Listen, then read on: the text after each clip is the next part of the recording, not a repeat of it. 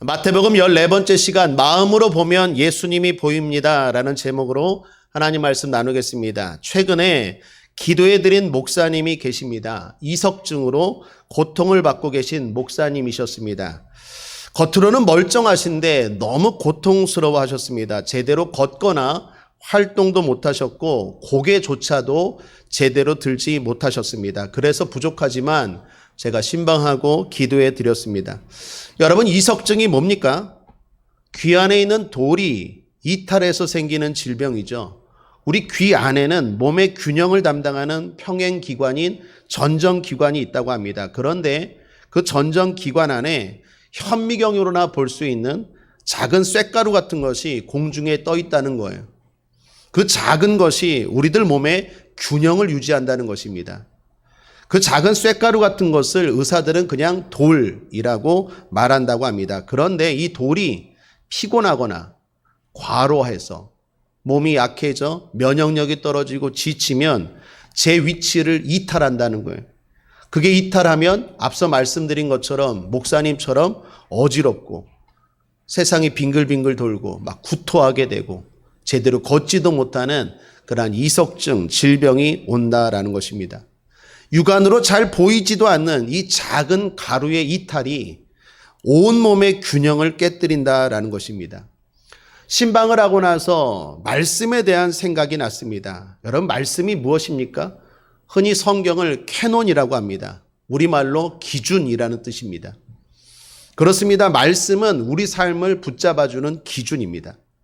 시편 19편 7절 8절에 보면 여호와의 율법은 완전하여 영혼을 소성케 하고 여호와의 증거는 확실하여 우둔한 자로 지혜롭게 하며 여호와의 교훈은 정직하여 마음을 기쁘게 하고 여호와의 계명은 순결하여 눈을 밝게 하도다. 율법, 증거, 교훈, 계명 다 말씀을 가리키는 말입니다. 이런 말씀이 결국 우리 삶의 균형과 안정을 가져온다라는 것입니다. 우리를 붙잡아주는 게 말씀입니다. 신약성경 디모데후서 3장 16, 17절에도 말합니다. 모든 성경은 하나님의 감동으로 된 것으로 교훈과 책망과 바르게 함과 의로 교육하기에 유익하니 이는 하나님의 사람으로 온전케 하며 모든 선한 일을 행하기에 온전케 하려 함이니라. 여러분, 말씀이 우리를 온전케 합니다. 그런데 바쁘다는 핑계로, 힘들다는 핑계로, 어렵다는 핑계로 말씀을 가까이 하지 않으면 우리 삶의 균형이 깨져버립니다. 삶의 무질서가 찾아오고 어둠이 찾아오고 삶이 어지러워지고 도대체 갈 바를 알지 못하고 어떻게 해야 되는지 모르고 정처 없이 세월을 낭비하며 살아갈 수밖에 없는 영적인 이석증이 온다라는 것입니다. 오늘 본문은 주님이 말씀에 대해 하신 이야기입니다. 오늘 본문이 들어있는 성경 마태복음 5장은 이렇게 시작했죠. 1절을 보십시오. 예수께서 무리를 보시고 산에 올라가 앉으시니 제자들이 나온지라. 제자들이 나온지라. 그렇습니다. 나온 제자들에게 주신 말씀입니다. 제자는 다른 말로 천국 백성이라고 할 수 있죠. 바로 저와 여러분이겠습니다. 제자가 어떤 사람입니까? 제자는 복 있는 사람이라고 했어요. 1절부터 12절까지가 그 내용이었죠. 흔히 말하는 팔복에 대한 이야기였죠. 또 제자가 어떤 사람입니까? 13절부터 16절까지가 그 내용이었습니다. 소금과 빛에 대한 말씀이었죠. 여러분, 그러므로 예수님을 믿는 순간 이 모든 것들이 우리에게 주어지는 특권입니다. 좋든 싫든 우리는 예수님을 믿는 순간 복 있는 사람이 되는 줄 믿습니다. 구원받게 됩니다. 죽어도 천국입니다. 하나님의 사랑과 관심의 대상이 됩니다. 뿐만 아니라 좋든 싫든 여러분이 있는 자리에 영향력을 끼치게 됩니다. 과거 옛날에 만났던 친구를 시간이 꽤 지나서 만났습니다. 어쩔 수 없어서 그 친구가 술집에서 만나자 그래서 술집에서 만났습니다. 그 친구 하는 말 저에게 이렇게 말합니다. 너 때문에 술 맛이 떨어진다고. 그래서 제가 그랬습니다. 정답이라고. 여러분, 우리는 좋든 싫든요, 영향력을 발휘하게 돼요. 선한 영향력을 발휘하게 돼요. 제가 그 친구에게 말합니다. 술 맛이 아니라 기도의 맛을 아냐고, 복음의 맛을 아냐고, 예수의 맛을 아냐고 전도했습니다. 우리는 예수를 믿는 순간 복 있는 사람이 되고 영향력을 끼치는 사람이 됩니다. 그런 사람, 그런 제자에게 중요한 것이 있습니다. 그게 뭘까요? 바로 말씀이라는 거예요. 그것이 오늘 본문의 결론입니다. 그래서 19절 함께 한번 읽어보겠습니다. 시작. 그러므로 누구든지 이 계명 중에 지극히 작은 것 하나라도 버리고 또 그같이 사람을 가르치는 자는 천국에서 지극히 작다 일컬음을 받을 것이요 누구든지 이를 행하며 가르치는 자는 천국에서 크다 일컬음을 받으리라. 말씀을 지키지 않으면 그만큼 작은 자다라고 말합니다. 또한 반대로 말씀을 중요하게 여기고 지키고 더 나아가 전하고 가르치는 자가 큰 자다라고 말합니다. 그러므로 작은 자와 큰 자의 기준이 뭡니까? 말씀입니다. 말씀을 얼마나 중요하게 여기고 그걸 얼마나 실천하고 대하느냐에 따라서 큰 자와 작은 자로 나누어진다라는 것입니다. 그만큼 제자된 성도에게 말씀이 중요합니다.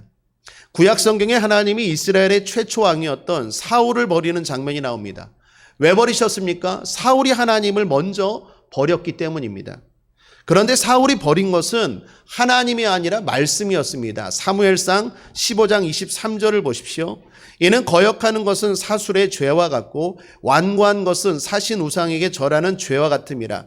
왕이 여호와의 말씀을 버렸으므로 여호와께서도 왕을 버려 왕이 되지 못하게 하셨나이다.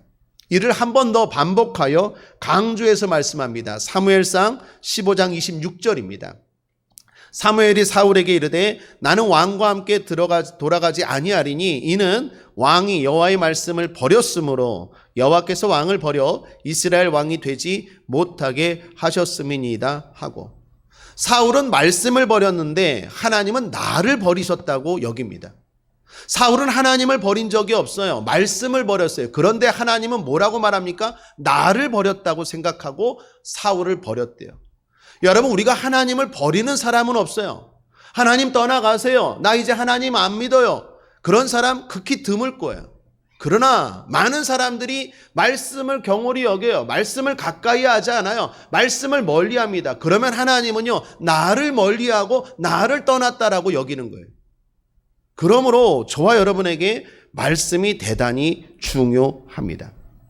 말씀을 중요하게 여기고 말씀을 사랑하고 말씀을 가까이 하는 저와 여러분 되기를 주님의 이름으로 축원합니다. 그 자가 큰 자요 하나님이 사랑하고 가까이 하는 자입니다. 그런데 말씀을 대할 때 지혜가 필요합니다. 특히 두 가지를 주의하셔야 돼요. 특별히 이렇게 마지막 시대 때는요, 말씀을 잘 알아야 이단과 사이비에 빠지지 않을 수 있어요. 이단과 사이비는요, 예수님 때부터 계속해서 돌고 있습니다. 똑같은 취지와 원리로 사람들을 미혹합니다. 말씀을 대할 때 주의해야 되는 것, 첫 번째는요, 율법 폐기론을 조심해야 합니다. 여러분, 율법 폐기론이 뭡니까? 흔히 구원받은 사람은 이제 더 이상 구약의 말씀, 특별히 십계명 같은 계명들을 지킬 필요가 없다라고 주장하는 사람들이 율법 폐기론자입니다. 그런 사람들은요, 구약의 말씀 읽을 필요 없다, 어렵고 힘들고 우리와 상관없는 말씀 못하러 있느냐라고 말합니다. 그렇게 생각하고 주장하는 이유가 있습니다. 왜 그럴까요? 구약의 하나님과 신약의 예수님이 너무나도 달랐기 때문이에요. 여러분, 구약의 하나님을 보십시오. 어떤 느낌입니까? 무섭죠? 하나님을 뭐라고 표현합니까? 진노의 불이래요. 소멸시키는 불이래요. 하나님은요, 무서워요. 하나님의 종, 제사장들도 하나님 앞에 가까이 나아가는데 어려움이 있고 두려움과 떨림으로 나아갈 정도로 하나님은요, 무서우신 하나님으로 등장해요. 그런데 신약 성경의 예수님은 어떻습니까? 말씀이 놀랍습니다. 행동과 기적이 놀랍습니다. 무엇보다도 따뜻하세요. 세리와 죄인들까지도 함께 하세요. 가난하고 소외되고 어려운 사람들도 함께 하세요. 신약의 예수님은 너무나도 달라요. 그래서 사람들이 생각했어요. 구약의 하나님과 신약의 예수님은 다른 분이다. 신약의 예수님은 구약의 하나님의 아버지의 아들이 아니다 라고 생각했어요. 그리고 구약 성경은 필요 없다. 이제부터 예수 믿는 순간부터 구약은 필요 없다. 율법은 필요 없다. 계명은 필요 없다. 오직 예수만 잘 믿으면 된다라고 생각했어요. 이런 건요, 최근에도 요즘에도 그런 분들 계세요. 구약 성경 잘 안 읽어요. 어렵고 힘들죠. 그래서 멀리해요.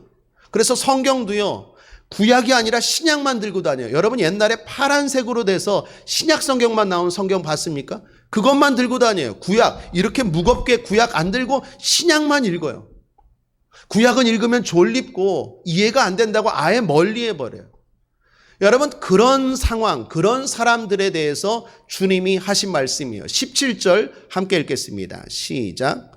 내가 율법이나 선지자나 폐하러 온 줄로 생각지 말라. 폐하러 온 것이 아니요 완전케 하려 함이로다. 여기 율법이나 선지자는 구약 성경을 말합니다. 한마디로 율법이라고도 합니다. 즉 무슨 말입니까? 아니다. 나는 율법을 폐기하러 온 것이 아니라 완전케 하기 위해 왔다라고 하는 것입니다. 그렇습니다. 주님은 율법, 구약의 완성자이십니다. 그러므로 우리는 구약 성경을 읽어야 합니다. 구약 성경을 사랑해야 되고 어렵고 힘들지만 읽고 실천하고 귀하게 여기고 지켜야 됩니다. 사실 구약을 읽어야 신약을 제대로 이해할 수 있습니다. 주님을 제대로 이해할 수 있습니다. 구약이 수학의 공식이라면 신약은 수학의 정답입니다. 여러분 수학의 공식을 이해해야 정답을 확실하게 알 수 있죠. 그러므로 구약을 읽을 때 신약을 제대로 읽을 수 있다라는 거예요. 그래서 유명한 신학자인 어거스틴이 이런 말을 했습니다. 신약은 구약 속에 감추어져 있고 구약은 신약 속에서 드러난다. 무슨 말입니까? 구약 안에 신약이 있고 구약은 신약에 있는 내용을 미리 예언한 것이고 그 미리 예언한 구약이 이루어진 게, 드러난 게 바로 신약이다라는 것입니다. 그런데 한 가지, 구약을 읽을 때 문자적으로 읽는 걸 주의해야 돼요.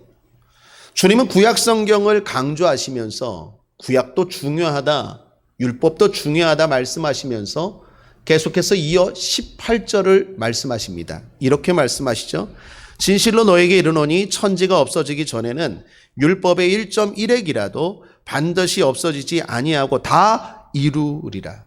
여기 1.1획은요. 작은 점 하나, 작은 획 하나입니다. 히브리어로 작은 점을 요드라고 합니다. 요드. 그리고 획 위에서 아래로 이렇게 쭉 그어지는 짝대기 같은 것을 와우라고 합니다. 그러니까 요드, 와우 하나도 철저하게 읽고 지켜야 한다라는 거예요.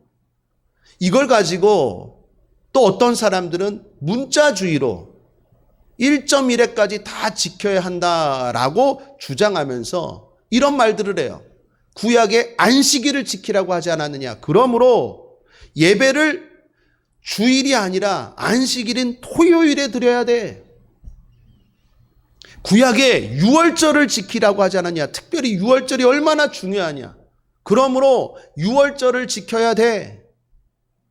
14만 4천 명만 구원받는다고 성경이 말하지 않았느냐. 그러므로 14만 4천 명 안에 들어가도록 노력해야 돼. 이게 다 뭡니까? 문자적으로 본 거예요. 여러분 만약에 그렇게 문자적으로 본다면 예배 드리지 말고 제사 드려야죠. 구약에는요 예배가 없어요. 다 제사지. 번제, 소제, 속죄제, 속건제, 화목제 5대 제사예요. 우리 이렇게 예배 드리는 게 아니에요. 문자대로 한다면 우리 다 제사 드려야 돼요. 제사도 어떻게 드립니까? 4가지 방법. 화제, 태워야 돼요. 맨날 성전 안에 이제 불 갖고 태워야 돼요. 거제, 손들어야 돼요. 전제, 부어야 돼요. 요제, 흔들어야 돼요. 그럼 그렇게 예배 드리지. 그러니까 이게 말이 안 되는 거죠. 어불성설입니다. 여러분 주님이 말씀하신 뜻은 뭡니까? 1.1획도 틀림이 없이 다 지키라는 말은 하나님 말씀 안에 있는 뜻이 하나도 남김없이 다 이루어진다라는 거예요. 그러면 하나님의 뜻은 뭔데요? 구약 성경에 담겨 있는 성경 하나하나에 담겨 있는 뜻은 뭔데요? 바로 예수 그리스도를 통한 하나님의 뜻이 이루어진다라는 거예요. 그게 1.1획도 남김없이 다 지키고 이루어진다라는 뜻입니다.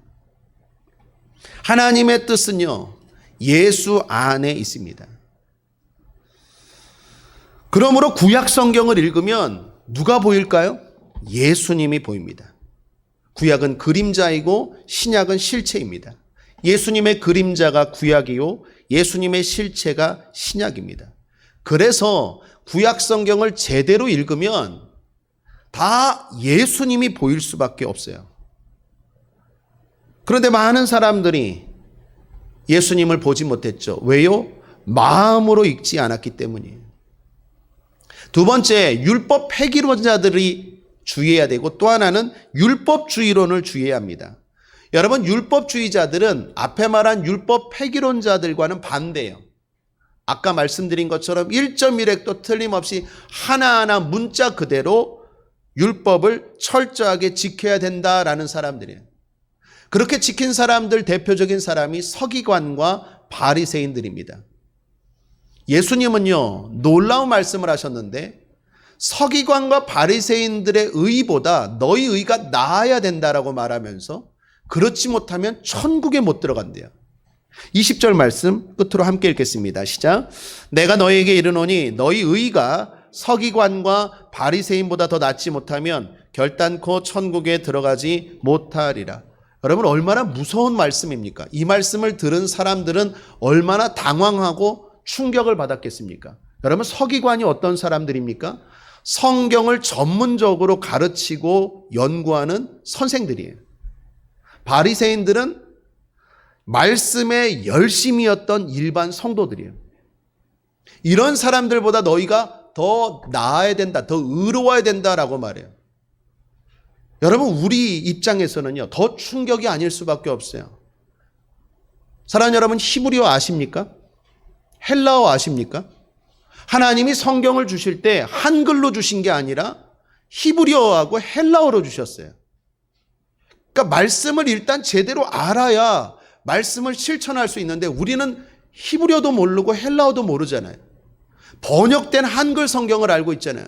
근데 번역이라는 게 얼마나 문제가 있고 한계가 있습니까? 이 말씀에 의하면요, 우리는 거의 천국에 들어가지 못해요. 불가능합니다. 어떻게 그럴 수 있습니까? 라고 반문할 수밖에 없어요. 이게 가능합니까? 결론부터 답부터 말하면 가능합니다. 왜 그럴까요? 당시 서기관이나 바리새인들에게 문제가 있었는데 그것은 마음 없이 형식적으로 피상적으로 말씀을 대했다라는 거예요. 여러분, 그렇게 된 데는 이유가 또 있습니다. 하나님이 말씀을 우리에게 주실 때 여러 형식으로 주셨어요. 그래서 여러분, 구약 성경을 보면 시편이라는 게 있죠. 시라는 형식을 통해서 주셨어요. 또 신명기 같은 거는 법이라는 형식을 통해서 줬어요. 그런데 대부분은요, 하나님은 이야기로 주세요. 하나님은요, 이야기하기를 좋아하세요. 오늘도 하나님과 여러분 대화하시길 바랍니다. 하나님은요, 이야기하기를 좋아해요. 요즘 새벽 기도 때 우리 사무엘 하 말씀 나누고 있죠. 다 이야기잖아요. 다윗 이야기, 솔로몬 이야기, 그들의 가정 이야기, 전쟁 이야기. 하나님은 하나님의 말씀을 이야기로 하길 좋아하세요. 그런데 흔히 유대인들의 지도자라고 말하는 사람들, 랍비라고 하는 사람들이 어떤 일을 행해놨냐면 하나님의 말씀을 법으로 만들어버렸어요. 이 조항으로. 특별히 613개, 세부적인 것까지 하면 더 많게 이 조항으로 만들었어요. 왜 그랬을까요? 취지는 좋았어요. 하나님의 백성들이 하나님의 말씀을 더 잘 지키도록 하기 위해서 이 말씀들, 이 이야기들을 그냥 하나의 조항으로 말았어요. 제1항, 제2항, 제3항, 그리고 점수를 매겨놨어요. 예를 들면 하나님을 경외하라 10점, 내 부모를 공경하라 5점, 이런 식으로 점수로 매겨놨어요. 말씀을 가까이 하게 하려는 취지는 좋았는데 그렇게 하다 보니까 문제가 발생했어요. 어떤 문제입니까? 마음 없는 형식적이 된 거예요. 그걸 지키면 나는 10점, 나는 의인이야, 나는 하나님 잘 믿어, 하나님이 나를 사랑해, 착각하게 만드는 거예요. 사랑하는 여러분, 우리는 마음으로 주님 앞에 나아가야 될 줄 믿습니다. 왜 그렇습니까? 하나님이 살아계시기 때문이에요. 하나님은 살아계시기 때문에 마음으로 나아가야 됩니다. 마음으로 신앙생활해야 되고, 마음으로 기도해야 되고, 마음으로 찬양해야 되고, 마음으로 말씀을 대해야 돼요. 여러분, 오늘 주일 예배 이렇게 많이 오셨는데 나 오늘 교회 갔다 왔어, 그러므로 나 할 일 끝, 이겁니까? 아니에요. 하나님은 살아계신 분이에요. 똑같이 왔지만 어떤 마음으로 앉아있고, 어떤 마음으로 기도하고, 어떤 마음으로 예배하고, 어떤 생각으로 찬양하는지 하나님은 그걸 중요하게 여기세요. 유튜브로 예배를 드려도 만약에 마음을 다하여 드리는 성도님이 계시다면 형식적으로 여기 앉아있는 사람보다 훨씬 더 그 예배가 복된 예배예요. 왜요? 다시 말합니다. 하나님은 죽은 하나님이 아니에요. 무슨 카운트 차는 하나님이 아니에요. 하나님은 살아계신 하나님이기 때문에 우리의 모든 것들을 다 아시고 살피세요. 여러분이 만날 때 제일 싫은 사람이 어떤 사람이에요? 마음 없이 대하는 사람이 제일 싫지 않아요? 여러분에게 마음 없이 이야기하고 마음 없이 대하는, 형식적으로 대할 때 마음이 상하죠. 하나님도 마찬가지다. 그러므로 마음으로 대해야 됩니다. 자, 마음으로 대하면 어떤 일이 일어날까요? 예수님이 보여요. 율법 폐기론자들이나 율법주의자들이나 공통점이 있어요. 마음 없이 신앙생활하니까, 마음 없이 말씀을 읽으니까 이 말씀이 가리키는 분이 예수님인데 그 예수님이 바로 눈앞에 왔는데도 불구하고 몰라보는 거예요. 오늘 우리도 마찬가지입니다. 마음 없이 신앙생활하고, 마음 없이 설교 듣고, 마음 없이 예배하고 찬양하고 기도하고, 마음 없는 예물을 드리고, 마음 없이 교회만 와면 절대로 예수님이 보이지 않아요. 그러나 우리 국제하모니의 모든 성도님들은 다 경험하시는 것처럼 오면 예수님이 보여요. 오면 예수님을 만나요. 아멘이십니까? 마음으로 예배하십시오. 마음으로 기도하십시오. 나도 모르게 눈물이 나요. 나도 모르게 위로가 돼요. 나도 모르게 깨달음이 돼요. 나도 모르게 찔림을 받아요. 왜요? 마음으로 대하면 반드시 예수님이 보여요. 그러나 이 사람들 눈앞에 예수님이 있는데도 몰라보는 거예요. 요한복음 1장 14절입니다. 말씀이 육신이 되어 우리 가운데 거하심에 우리가 그 영광을 보니 아버지의 독생자의 영광이요 은혜와 진리가 충만하더라. 말씀이 육신이 되어 우리 가운데 거하심에, 말씀을 마음으로 대하면 육신으로 오신 그 예수님이 우리 가운데 거하심이 믿어져요.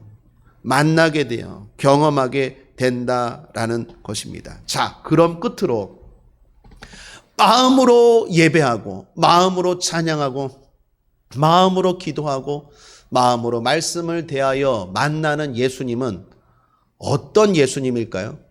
크게 두 가지입니다.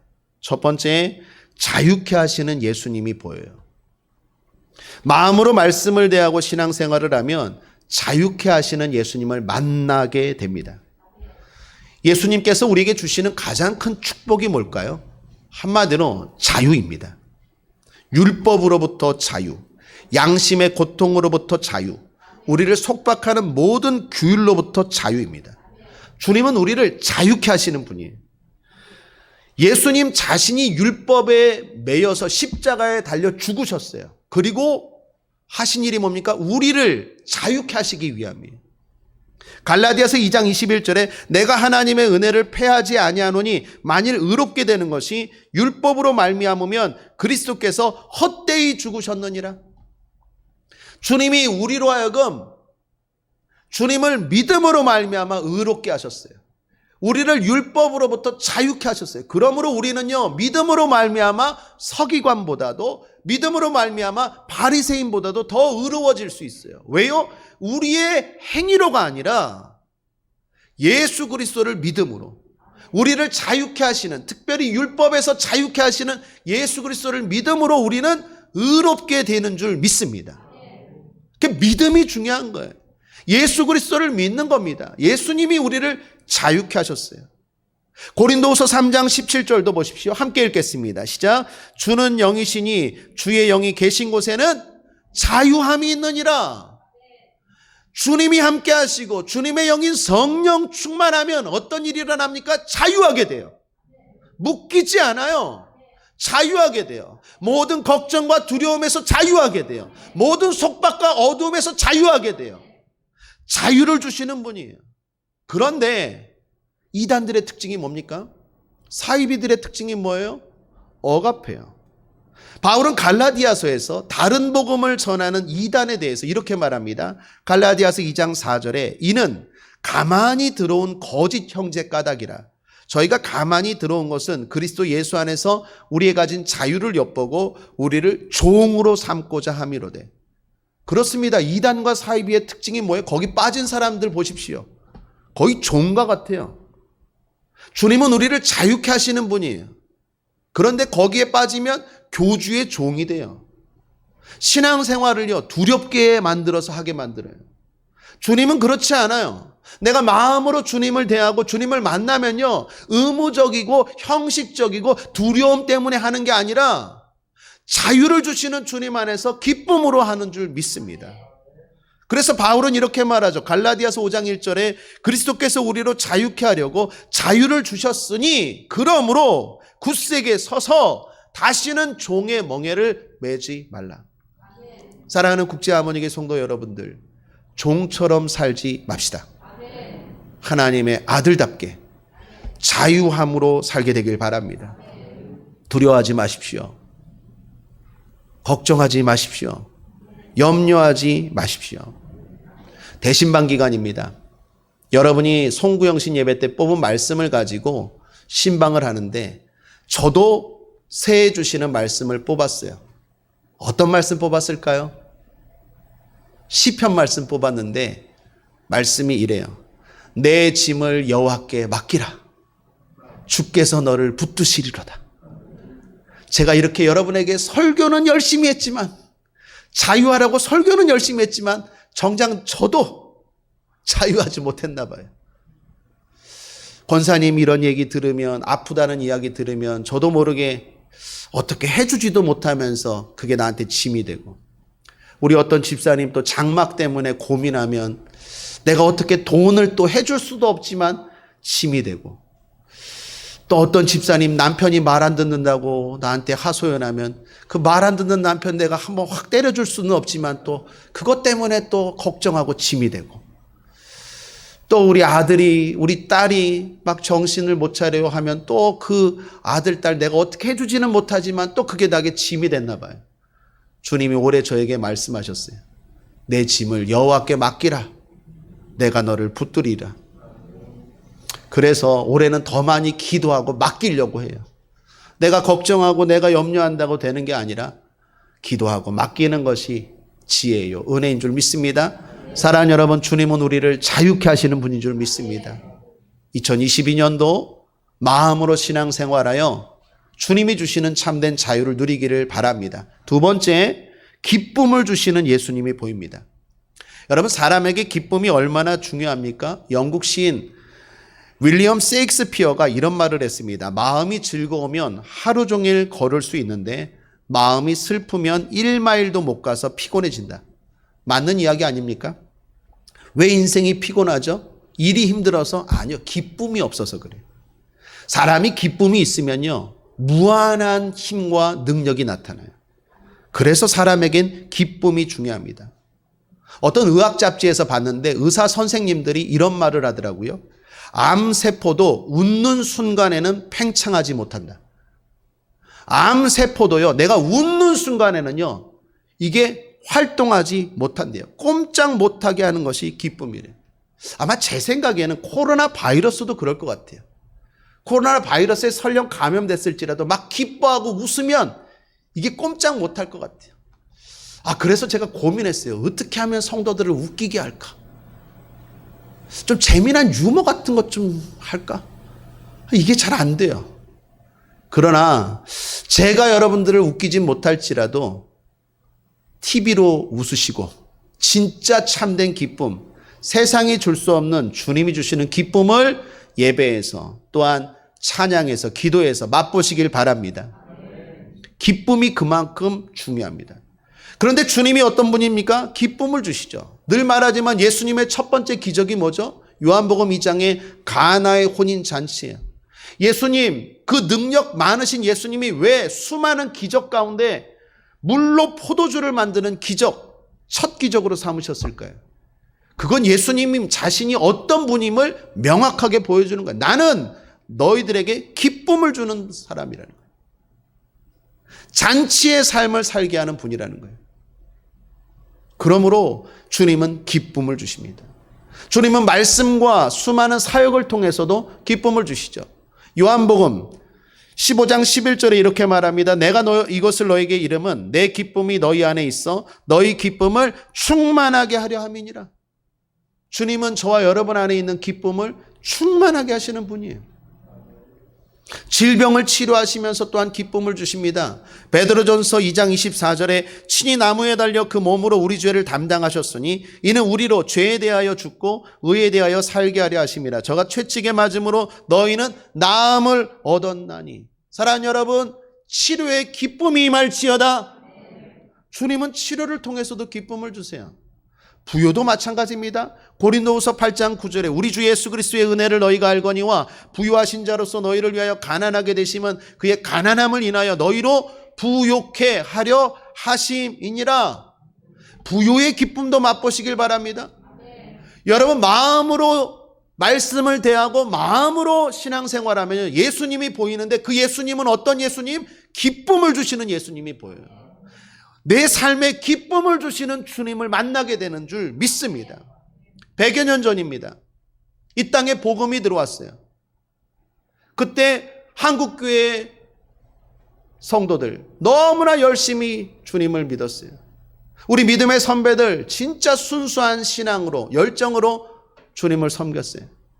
그때 사회에 회자되었던 말이 있습니다. 불교 믿는 사람들은 초상집에 사는 사람 같고 유교 믿는 사람들은 제사집에 사는 사람 같은데 예수 믿는 사람들은 잔치집에 사는 사람 같다. 이게 초창기 한국 사회에 회자되었단 말이에요. 불교 믿는 사람들은 맨날 초상집 향 피우고 유교 믿는 사람들은 이번 달에도 제사, 다음 달에도 제사, 맨날 제사, 제사집. 예수 믿는 사람들 보니까 날마다 기쁜 거예요. 무슨 말입니까? 제대로 믿었다는 거죠. 여러분, 우리가 제대로 신앙생활하면 우리의 삶이 잔치집이 돼요. 여러분의 가정이 잔치집 될지어다. 기쁨이 넘쳐요.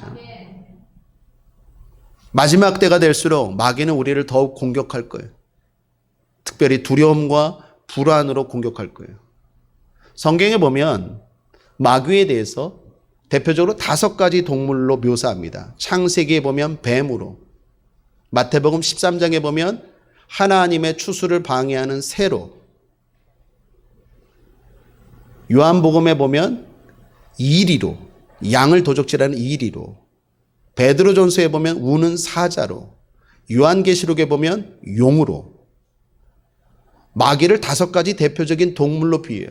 무슨 말입니까? 마귀는요, 뱀처럼 간교하게, 새처럼 날쌔게, 이리처럼 사납게, 사자처럼 무섭게, 용처럼 놀라게 하는 존재. 결국 그래서 우리로 하여금 기쁨을 빼앗고 스스로 자멸하게 하는 게 마귀. 마귀는 변장의 달인이에요.